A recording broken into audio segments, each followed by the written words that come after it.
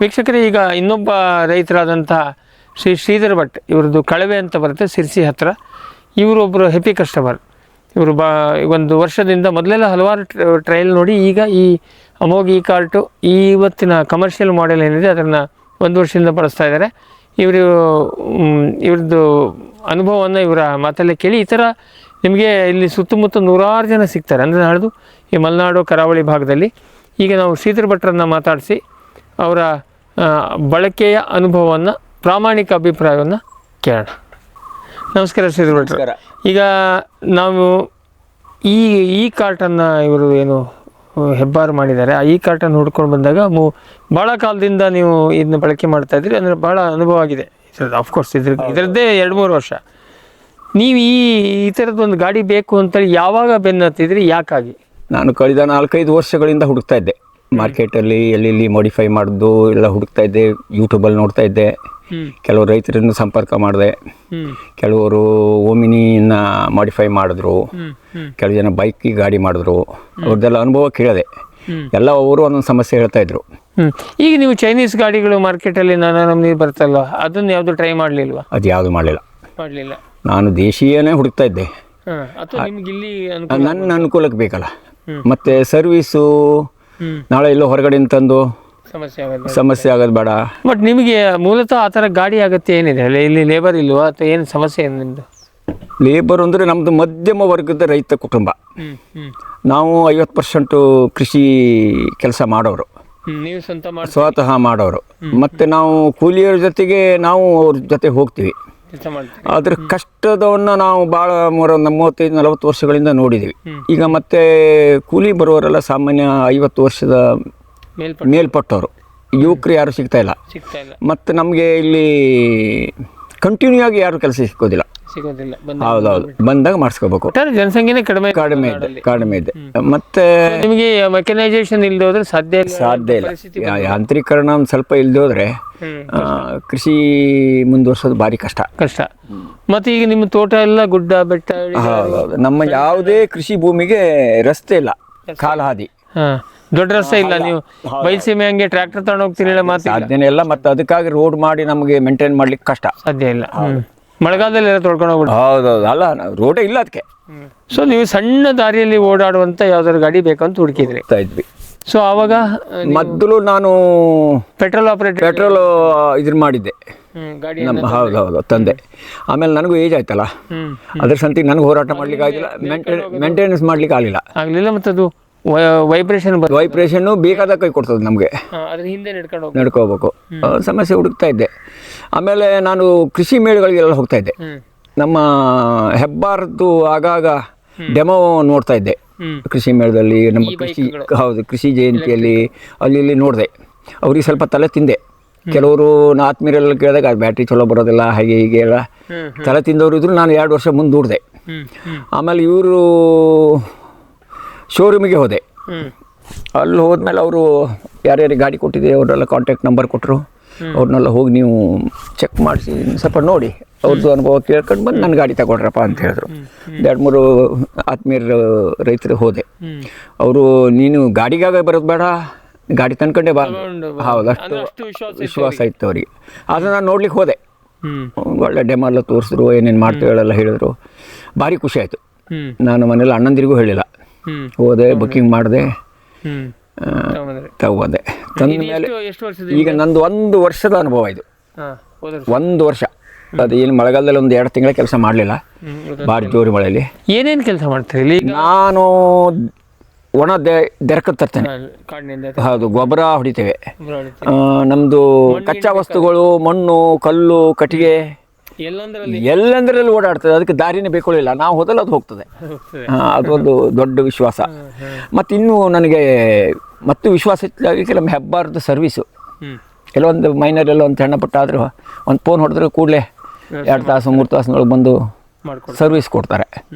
ನಮಗಿಲ್ಲ 10 ಕಿಲೋಮೀಟ್ರು ಶಿರ್ಸಿ. ನಿಮಗೆ ನೋಡಿದಂತೆ ನಿಮಗೆಲ್ಲ ಕೆಲಸಕ್ಕೆ ಅನುಕೂಲ. ಬ್ಯಾಟ್ರಿ ಚಾರ್ಜಿಂಗ್ ಏನು ಸಮಸ್ಯೆ ಬರಲಿಲ್ಲ? ಸಮಸ್ಯೆ ಇಲ್ಲ. ಆಮೇಲೆ ಪವರು ಪಿಕಪ್ ಮಾತ್ರ ಭಾರಿ ಬೆಸ್ಟ್ ಇದೆ. ಹೌದು, ಏನು ಎಲ್ಲೂ ನನಗೆ ಕೈ ಕೊಟ್ಟಿಲ್ಲ. ನೀವೆಲ್ಲ ಓಡಾಡ್ತೀರ ಅಲ್ಲೆಲ್ಲ ಎಲ್ಲ ಹೋಗ್ತದೆ. ಮತ್ತು ಅದಕ್ಕೆ ಅದು ಕೆಲಸ ಮಾಡೋಷ್ಟು ಕೆಲಸ ನನಗೆ ಕೊಡ್ಲಿಕ್ಕೆ ಆಗ್ತಾ ಇಲ್ಲ.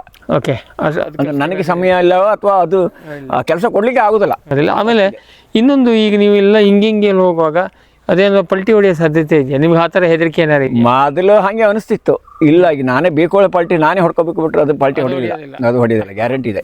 ಅಂದರೆ ನಾವು ಡ್ರೈವಿಂಗ್ ರೂಢಿ ಆಗಬೇಕು, 3 ವೀಲರ್ ರೂಢಿ ಆಗಬೇಕು, ಅಲ್ಲಿವರೆಗೆ ಅಷ್ಟೇ ಬಿಟ್ಟರೆ ಸಮಸ್ಯೆ ಇಲ್ಲ. ಇದು ಹಂಗೆ ನಿಮಗೆ ಸೇಫ್ಟಿ ಇಶ್ಯೂಸ್ ಇಲ್ಲ. 100% 100ಕ್ಕೆ 100 ಉಪಯೋಗ ರೈತರಿಗೆ, ಮಧ್ಯಮ ವರ್ಗದ ರೈತರು, 3.5-4 ಎಕರೆ ಸ್ವಂತ ಕೆಲಸ ಮಾಡೋರಿಗೆ. ಈಗ ಇದನ್ನ ಚಾರ್ಜ್ ಎಷ್ಟು ಹಾಕ್ತೀರಿ? ಚಾರ್ಜ್ ನಾನು ದಿವಸಕ್ಕೆ 1 ತಾಸು 2 ತಾಸು ಹಾಕ್ತೇನೆ. ಅಂದರೆ ನನ್ನ ಕರೆಂಟಿನ ಸಮಸ್ಯೆ ಇರ್ತದಲ್ಲ, ಹಳ್ಳಿ ಇಷ್ಟೊತ್ತು ಇರ್ತದೆ ಇಲ್ಲ ಹೇಳ್ಕೊಡ್ತಲ್ಲ, ನನಗೆ ಸಮಯ ಸಿಕ್ಕಾಗೆಲ್ಲ ಹಾಕ್ತೇನೆ. ಅದು ಇನ್ನೂ ನನಗೆ ಡೌನು ಆಗಿಲ್ಲ, ಕೈ ಕೊಡಲೂ ಇಲ್ಲ, ಖರ್ಚಾಗಿಲ್ಲ. ಹೌದೌದು. ಅಂದರೆ ನೀವು ಇಡೀ ದಿನ ಓಡಿಸೋ ಪ್ರಶ್ನೆ ಬರೋದಿಲ್ಲ.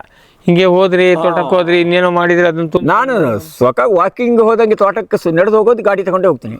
ಏನಾದ್ರು ಇದ್ರೆ ತುಂಬಿಸ್ಕೊಂಬರೋದು ಬರ್ತೇನೆ. ಹೀಗೆ ಸೊ ಹಾಗಾಗಿ ಇದನ್ನ ಮತ್ತೆ ಬೇರೆ ಏನಾದ್ರು ಬಳಕೆ ಮಾಡ್ತೀರಾ ನೀವು, ಅಥವಾ ಇದು ಇಷ್ಟಕ್ಕೆ ಸೀಮಿತನ? ನನ್ನ ಕೃಷಿ ಬಳಕೆ ಎಲ್ಲ ಬಳಕೆಗೂ ಇಲ್ಲ.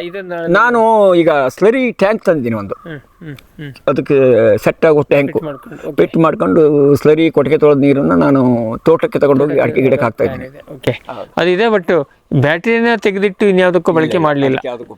ಮಾಡಕ್ಕೆ ಬರ್ತದೆ ನನಗೆ ಇನ್ವರ್ಟರ್ ಇದೆ, ಬಾಕಿದೆಲ್ಲ ಇದೆ, ಮತ್ತೆ ಅದರ ಅಗತ್ಯ ಬಿದ್ದಿಲ್ಲ. ಬಟ್ ಮಾಡ್ಬೋದು. ಮಾಡ್ಬೋದು. ಸೊ ಆಗ ನಿಮಗೆ ಒಟ್ಟು ಈ ಗಾಡಿ ಸಮಾಧಾನ. ಇದರಲ್ಲಿ ಏನಾದ್ರು ಬದಲಾವಣೆ ನಿರೀಕ್ಷೆ ಮಾಡ್ತೀರಾ? ಬದಲಾವಣೆ ಅಂದರೆ ನಮಗೆ ಸದ್ಯಕ್ಕೆ ಅದು ಸಾಧ್ಯತೆ ಇಲ್ಲ. ಹೆಬ್ಬಾರನೇ ಕೇಳಬೇಕು, ತುಂಬಲಿಕ್ಕೆ ಲೋಡಿಂಗ್ ಲೋಡಿಂಗ್ ಮಾಡ್ಲಿಕ್ಕೆ ಏನಾದ್ರು ವ್ಯವಸ್ಥೆ ಮಾಡ್ಲಿಕ್ಕೆ ಬರ್ತದೆ, ಐಡಿಯಾ ಇದೆಯಾ? ಅಲ್ಲ, ಅದು JCB ಕೈ ಥರ ಮಾಡಿ ಇಟಾಚಿ ಮಿನಿ ಇಟಾಚಿಗೆ ಮಾಡ್ತಾರಲ್ಲ, ಹಾಗೇನಾದ್ರು ವ್ಯವಸ್ಥೆ ಮಾಡ್ಲಿಕ್ಕೆ ಬರ್ತದೆ ಕೇಳಬೇಕು. ಮಣ್ಣು ತರೋದಕ್ಕೆ ಓಕೆ. ಬೇರೆ ನೀವೆಲ್ಲ ತಲೆ ಮೇಲೆ ಹೊತ್ಕೊಂಡ್ಬಂದು ಹಾಕೋದಕ್ಕೆ ಅದು ಮತ್ತೆ ಬರೋದಿಲ್ಲ, ಅದು ಬಟ್ ಅದೊಂದು ನಿಮ್ಮ ನಿರೀಕ್ಷೆ ಇದೆ. ಒಟ್ಟಾರೆಯಾಗಿ ನಿಮಗೆ ಈ 100% ಯೂಸು ಅಮೋಘದವ್ರದ್ದು ಈ ಕಾರ್ಟು ಸಮಾಧಾನ. ಅವರಿಗೆ ಭಾಳ ಕೃತಜ್ಞತೆ ಸಲ್ಲಿಸ್ತೇನೆ. ಬೆಳಗ್ಗೆ ಎದ್ದುಕೊಂಡೆ ಅವರಿಗೆ ಒಂದು ನಮಸ್ಕಾರ ಹೊಡೆದು ಸ್ಮರಣೀಯರು. ನಮ್ಮ ರಿಲೇಷನ್ ಯಾರು ಬಂದಾಗ ಇದು ಹೆಂಗೆ ಬರ್ತದೆ ಎಲ್ಲ ಕೇಳಿದಾಗ ಎಲ್ಲ ಹೇಳ್ತಾ ಇದ್ದೀನಿ. ಸುಮ್ಮನೆ ಗಾಡಿ ತಗೊಂಬ, ಆಮೇಲೆ ಗಾಡಿ ಹೊಡೆಯೋದಕ್ಕೆ ನಾನು ಕಲ್ಸ್ಕೊಡ್ತೀನಿ, ಬಾಕಿ ಏನೋ ಹಂಗ ಹಿಂಗ ಕೇಳಬೇಡ, ನಾನು ನೋಡಿದ್ದೀನಿ ಅಂತ. ಮತ್ತು ನಮ್ಮ ಮಲೆನಾಡು ರೈತರಿಗೆ ಸಮಸ್ಯೆ ಏನು ಅಂದರೆ ಎಲ್ಲರಿಗೂ ದಾರಿ ಮಾಡ್ಲಿಕ್ಕೆ ಅವಕಾಶ ಇಲ್ಲ, ಬೇರೆ ಬೇರೆ ಜಾಗ ಇಲ್ಲ. ಅಲ್ಲಿ ಅಷ್ಟೇ ಜಾಗ, ಅದೊಂದಕ್ಕೆ ಒಂದು ಸ್ವಲ್ಪ 10% ರೈತರು ಹಿಂಸರಿತಾ ಇದ್ದಾರೆ. ನಾ ತಗೊಂಡ್ರೆ ಉಪಯೋಗಿಸಲಿಕ್ಕೆ ಆಗ್ತದಿಲ್ಲ. ಬಟ್ ಇದು ಅಡಿಕೆ ಮರ ನಿಮ್ಮಲ್ಲಿ ಇವನ್ 9 ಇಲ್ಲ. ಇದಕ್ಕೆ ಅಗಲ ಎಷ್ಟಿದು? ಇದು ಬರೀ 3.5 ಫುಟು, 3.5 ಫುಟು. ಎಲ್ಲಿ ಬೇಕಾದ್ರೂ ತಿರ್ಸ್ಬೋದು, ಎಲ್ಲಿ ಬೇಕಾದ್ರೂ ತಿರ್ಸ್ಬೋದು. ಸೊ ಹಾಗಾಗಿ ನಿಮ್ಮ ಅಡಿಕೆ ತೋಟದ ಮಧ್ಯೆ ಎಲ್ಲಿ ಬೇಕಂತಿರ್ತದೆ. ಸೊ ನಿಮ್ಮ ಬಳಕೆಗಂತೂ ಸಮಾಧಾನ. ಒಟ್ಟಾರೆಯಾಗಿ ಹ್ಯಾಪಿ ಕಸ್ಟಮರ್, ಅದರಲ್ಲೇನು ಪ್ರಶ್ನೆ ಏನಿಲ್ಲ. ಸೊ ಹಾಗಾಗಿ ಇಲ್ಲಿ ತಮಗೆ ಇಷ್ಟೊಂದು ಮಾಹಿತಿ ಹಂಚಿಕೊಂಡಿದ್ದಕ್ಕೆ ನಮ್ಮೆಲ್ಲ ವೀಕ್ಷಕರ ಜೊತೆಗೆ, ಮತ್ತು ಎಲ್ಲಕ್ಕಿಂತ ಇನ್ನೊಂದು, ಈ ಥರ ಎಂಟರ್ಪ್ರಿನರ್ಸ್ ಹೊಸದಾಗಿ ಮಾಡ್ತೀನಿ ಅನ್ನೋದಾಗ ಎನ್ಕರೇಜ್ ಮಾಡೋರು ಯಾರು ಬೇಕು. ಮಾಡಿ ತಗೊಂಡು ಬರೀ ಎಲ್ಲ ಕತೆ ಹೇಳೋರಾದರೆ ಕೆಲಸ ಆಗೋದಿಲ್ಲ. ಯಾಕೆಂದರೆ ಅವ್ರದ್ದು ಎಂಟರ್ಪ್ರೈಸ್ ಒಂದು, ಮತ್ತು ಸರಿಯಾದ ಹಿಮ್ಮಾಹಿತಿ ಫೀಡ್ಬ್ಯಾಕ್ ಕೊಡೋರು ಬೇಕು. ಅದಕ್ಕೆ ನಿಮ್ಮ ಇದು ಅಮೋಘದವರಿಗೂ ಕೂಡ ಅನುಕೂಲ. 100% ಅವರಿಗೂ ನಾನು ಧನ್ಯವಾದ ಹೇಳ್ತೇನೆ. ನೀವು ಬಂದು ನಮ್ಮ ಮನೆಗೆ ಬಂದು ನಿಮ್ಮಂಥವ್ರ ಅನುಭವವನ್ನು ನಾವು ಬೇರೆ ರೈತರಿಗೆ ಸಿಗುವಾಗ ಮಾಡಿ, ಅದು ಈ ಥರ ನ್ಯಾಚುರಲ್ ಆಗಿ ಮಾತಾಡಿದಾಗ ಸ್ವಾಭಾವಿಕವಾಗಿ ಜನರಿಗೆ ವಿಶ್ವಾಸ ಬರುತ್ತೆ ಅಂತ ಹೇಳ್ತಾ ತಮಗೆ ಮತ್ತೊಮ್ಮೆ ಧನ್ಯವಾದ ಹೇಳ್ತಾ ಥ್ಯಾಂಕ್ ಯು, ನಮಸ್ಕಾರ.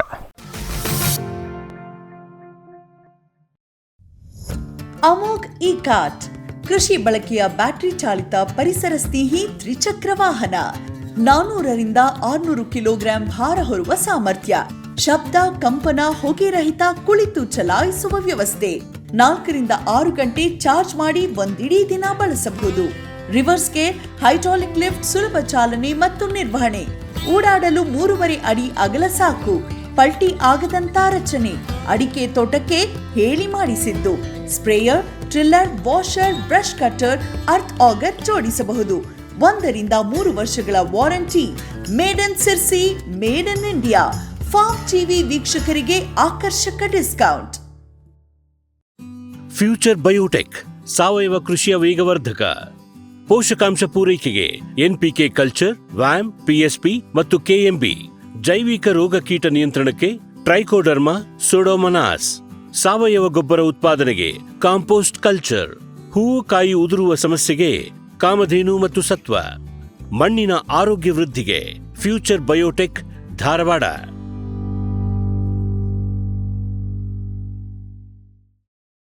ಗ್ರೀನ್ ಪ್ಲಾಸ್ಟ್ ISI ಪ್ರಮಾಣೀಕೃತ ಪರಿಶುದ್ಧ HDPE ಜಿಯೋ ಮೆಂಬ್ರೇನ್ ಪಾಂಡ್ ಲೈನರ್ಗಳು, ಕೃಷಿ ಹೊಂಡ, ಕೆರೆ, ಕಾಲುವೆ, ಮೀನುಕೊಳ, ಸ್ಪಿರುಲಿನಾ ಹೊಂಡಗಳಿಗೆ ಬೇಕಾದ ಆಕಾರ ಮತ್ತು ವಿಸ್ತೀರ್ಣಗಳಲ್ಲಿ ಸರ್ಕಾರದ ಸಬ್ಸಿಡಿ ಯೋಜನೆಯಡಿ ಲಭ್ಯ. 100% ಪುನರ್ಬಳಕೆ, ಯುವಿ ಮತ್ತು ಒಡಕು ನಿರೋಧಕ, ಪಕ್ಕಾ ಜೋಡಣೆ, 5 ವರ್ಷಗಳ ಲಿಖಿತ ವಾರಂಟಿ, ಗ್ರೀನ್ ಪ್ಲಾಸ್ಟ್. ಫಾರ್ಮ್ ಟಿವಿ ವೀಕ್ಷಕ ರೈತರ ಬೆಳೆ ರಕ್ಷಣೆ ಈಗ ಹಿಂದೆಂದಿಗಿಂತ ಸುಲಭ, ಸರಳ, ಸುರಕ್ಷಿತ. ಶ್ರಮಜೀವಿಯಿಂದ ಸೂಕ್ಷ್ಮ ಪೋಷಕಾಂಶ, ಸೂಕ್ಷ್ಮಾಣುಜೀವಿ ಮತ್ತು ಬೇರುವರ್ಧಕಗಳು, ಕಾಳುಮೆಣಸು ಸೊರಗು ರೋಗ ತಡೆಗೆ ಟ್ರೈಕೋಡರ್ಮಾ ಸುಡೋಮೋನಾಸ್, ಸಮೃದ್ಧ ಬೆಳವಣಿಗೆ, ರೋಗ ನಿರೋಧಕ ಶಕ್ತಿಗೆ IISR ಪೆಪ್ಪರ್ ಸ್ಪೆಷಲ್, ಕೋಕೋ ಗಿಡಗಳ ಆರೋಗ್ಯಕ್ಕೆ ಜಿಂಕ್ ಸಲ್ಫೇಟ್ ಮತ್ತು ಫೆರಸ್ ಸಲ್ಫೇಟ್, ಅಡಕೆ ಹಿಡಿಮುಂಡಿಗೆ ನಿರ್ವಹಣೆಗೆ ರೂಟ್ ಪವರ್, ಜಿಂಕ್ ಮತ್ತು ಬೋರಾನ್. ಖಚಿತ ಗುಣಮಟ್ಟ, ಪ್ರಾಮಾಣಿಕ ಬೆಲೆ, ನಿರಂತರ ಸಲಹಾ ಸೇವೆ. ನಮ್ಮಿಂದಲೇ ಖರೀದಿಸಿ, ನಮ್ಮ ಬದ್ಧತೆಯ ಸೇವೆಗೆ ಬೆಂಬಲ ನೀಡಿ. ವಿಶ್ವದಾದ್ಯಂತ ಪೇಟೆಂಟ್ ಪಡೆದ ನ್ಯಾನೋ ತಂತ್ರಜ್ಞಾನದಲ್ಲಿ ತಯಾರಾದ ನೂವಾಲ್ಗಿ ದ್ರಾವಣ. ನೂವಾಲ್ಗಿ ಉಪಯೋಗಿಸಿದ ಮೇಲೆ ತುಂಬ ಇಳುವರಿನೂ ಬಂದಿದೆ. ಕಾಳು ಮೆಣಸಿಗಂತೂ ಭಾಳ ಚೆನ್ನಾಗಿ ಬರುತ್ತೆ. ರೇಷ್ಮೆ ಎಲೆನೂ ಚೆನ್ನಾಗಿ ಬರ್ತದೆ. ಗಿಡಗಳು ತುಂಬ ಚೆನ್ನಾಗಿ ಬೆಳವಣಿಗೆ ಆಯಿತು. ಯಾವುದೇ ರಾಸಾಯನಿಕ ಅಥವಾ ವಿಶೇಷ ಗೊಬ್ಬರಗಳ ಗೊಡವೆ ಇಲ್ಲದೆ ಎಲ್ಲ ಬೆಳೆಗಳಲ್ಲಿ ಉತ್ತಮ ಗುಣಮಟ್ಟದ ಅಧಿಕ ಫಸಲನ್ನು ಪಡೆಯಿರಿ. ಯಾವಾಗಲೂ ನನ್ನ ಇರೋವರೆಗೂ ನೀವು ಅಲ್ಲಿಗೆ ಅಂತೂ ಬಿಟ್ಟು ಬಾಳಲ್ಲ ಅಂತ ಒಂದು ಭರವಸೆ ಕೊಡ್ತೀನಿ. ಸಮೃದ್ಧ ಸಾವಯವ ಗೊಬ್ಬರ, MSGP ಮತ್ತು KCDC ಉತ್ಪಾದನೆ, ಫಾರ್ಮ್ ಟಿವಿಯಿಂದ ಸರಬರಾಜು. ಅತಿ ಕಡಿಮೆ ಬೆಲೆಗೆ ಅತ್ಯುತ್ತಮ ಗೊಬ್ಬರ. ಇಲ್ಲ ಭಾರಲೋಹ, ಕೃಷಿ ವಿಶ್ವವಿದ್ಯಾಲಯದಿಂದ ಪರೀಕ್ಷಿತ ಸಾವಯವ ಇಂಗಾಲ, NPK, PH, EC ಎಲ್ಲ ನಿಗದಿತ ಮಿತಿಯಲ್ಲಿ. ಅಡಿಕೆ, ತೆಂಗು, ಬಾಳೆ, ಕಾಫಿ, ದಾಳಿಂಬೆ, ದ್ರಾಕ್ಷಿ, ಕಬ್ಬು, ಭತ್ತ, ಜೋಳ, ಹತ್ತಿ ಹೀಗೆ ಎಲ್ಲಾ ಬೆಳೆಗಳಿಗೂ ಪ್ರಶಸ್ತ. ಜೀವಂತ ಮಣ್ಣು, ಸಮೃದ್ಧ ಬೆಳೆ, ಅತ್ಯಧಿಕ ಲಾಭಕ್ಕೆ ಬಳಸಿ ಸಿಟಿ ಕಾಂಪೋಸ್ಟ್.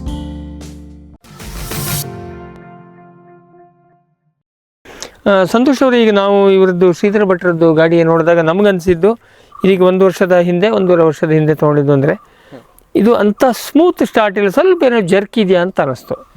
ಬಟ್ ಈಗ ನೀವು ಓಡಿಸಿರೋ ಗಾಡಿ, ನಾವು ನೋಡಿರೋ ಗಾಡಿಯಲ್ಲಿ ಆ ಜರ್ಕ್ ಇಲ್ಲ. ಏನು ವ್ಯತ್ಯಾಸ ಏನು?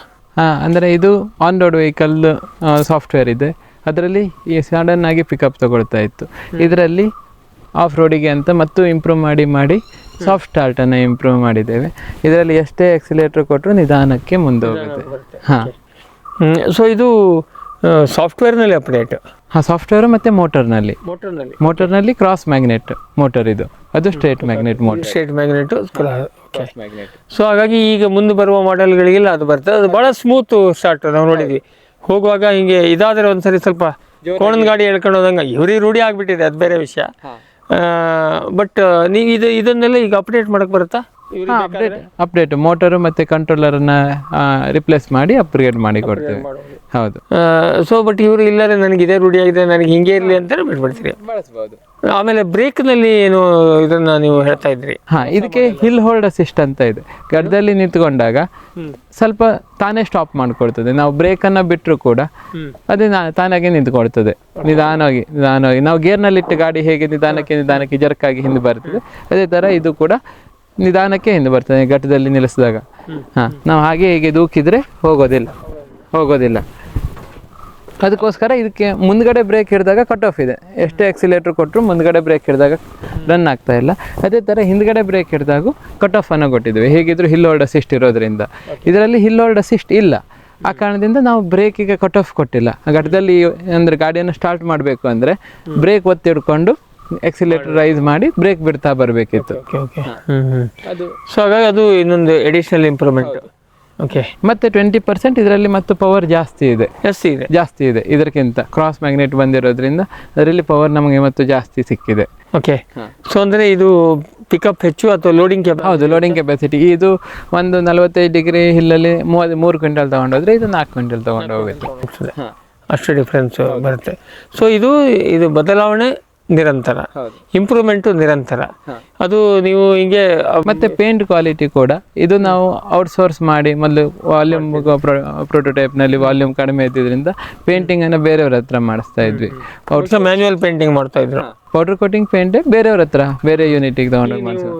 ನಮ್ಮದೇ ನಮ್ಮದೇ ಇದರಲ್ಲಿ ಕ್ವಾಲಿಟಿ ಕಂಟ್ರೋಲ್ ಮಾಡಿ. ಕೃಷಿ ಕೆಲಸಕ್ಕೆ ಬಂದಾಗ ಅದೇನು ಭಾಳ ಕೌಂಟ್ ಆಗೋದಿಲ್ಲ, ಬಟ್ ಆದ್ರೂ ನಿಮ್ಮ ಕಡೆಯಿಂದ ಇಂಪ್ರೂವ್ಮೆಂಟ್.